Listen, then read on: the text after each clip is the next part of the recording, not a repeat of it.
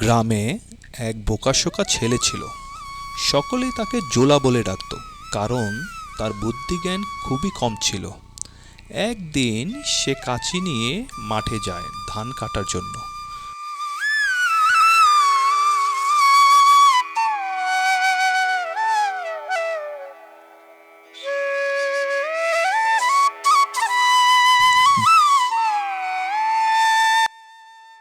ধান কাটতে কাটতে একসময় জোলার ঘুম চলে আসে। সে কাছিটি ক্ষেতের মাঝে রেখে একপাশে ঘুমিয়ে পড়ে। এদিকে প্রচণ্ড সূর্যের তাপে কাছিটি গরম হয়ে যায়। আর যখন জোলার ঘুম ভাঙল, তখন সে কাছিটি হাতে ধরে বলে ওঠে, ওরে আমার কাছি তো মরে যাবে রে। ওরে হায় রে হায়, এটা কি হলো রে, আমার কাছে তো জ্বর এলো। কেউ কি আছো, আমার কাছে মরে গেল রে।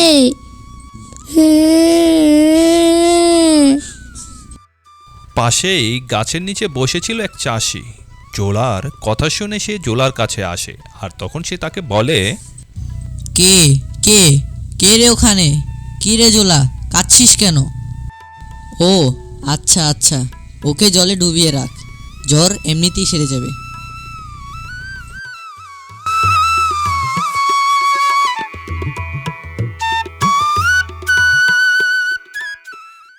জোলা চাষার কথা মতো কাছি নিয়ে পুকুর পাড়ে আসে, আর খানিকক্ষণ সে পুকুরের জলে কাছিটি ভিজিয়ে রাখে।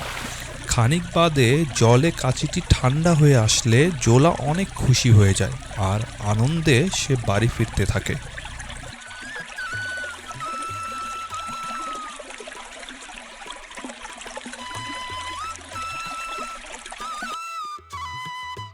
তোমার কি কোনো কাণ্ডজ্ঞান নেই নাকি? সেই কখন বলেছি মার জ্বর হয়েছে, কবিরাজকে ডেকে আনতে। মা জ্বরের জ্বালায় ছটফট করছে। যাও, এক্ষণ যাও, কবিরাজকে ডেকে নিয়ে আসো। আমি ওষুধ জানি, কবিরাজ ডাকতে হবে না। আয় আয় আয় রে মা, আয় আমার সাথে আয়, আমার ওষুধ জানা আছে।